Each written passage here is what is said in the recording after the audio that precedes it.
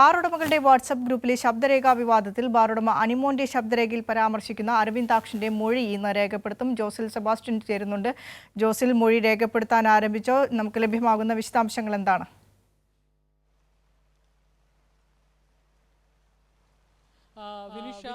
ഈ ശബ്ദരേഖാ വിവാദം ഉണ്ടായപ്പോൾ തന്നെ വളരെ ഗൗരവത്തോടു കൂടി തന്നെയാണ് സർക്കാർ ഈ വിഷയത്തെ നോക്കിക്കണ്ടത്. മന്ത്രി, ഈ വകുപ്പ് കൈകാര്യം ചെയ്യുന്ന മന്ത്രി എം പി രാജേഷ് ആ സമയത്ത് തന്നെ വളരെ കൃത്യമായി ഇതിൽ പ്രതികരിക്കുകയും പരാതി നൽകുകയും ചെയ്തു. അതിൻ്റെ അടിസ്ഥാനത്തിലാണ് ക്രൈംബ്രാഞ്ച് വളരെ വേഗം തന്നെ അന്വേഷണ സംഘത്തെ രൂപീകരിച്ച് അന്വേഷണം ആരംഭിച്ചത്.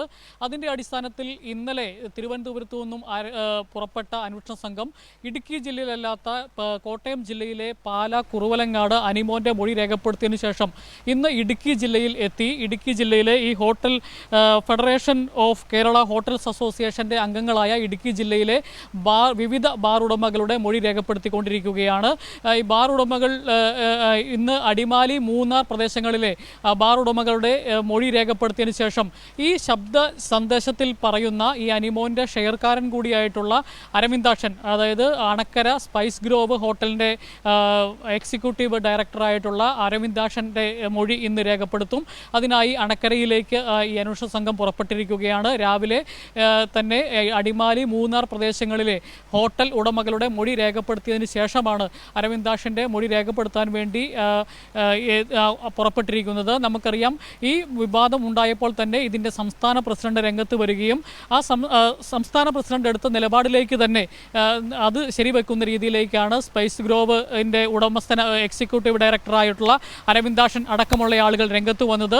പിന്നീട് അനിമോനും അത് സ്ഥിരീകരിക്കുന്ന ഒരു സാഹചര്യമുണ്ടായി. അനിമോൻ പറഞ്ഞു, ഇത് ഈ ഹോട്ടൽ, അതായത് ഇവരുടെ കെട്ടിടം, പുതിയ ഒരു ഓഫീസ് ബിൽഡിംഗ് പണിയുന്നതുമായി ബന്ധപ്പെട്ട് ചില അഭിപ്രായ വ്യത്യാസങ്ങൾ ഞങ്ങൾക്കിടയിൽ ഉണ്ടായിരുന്നു.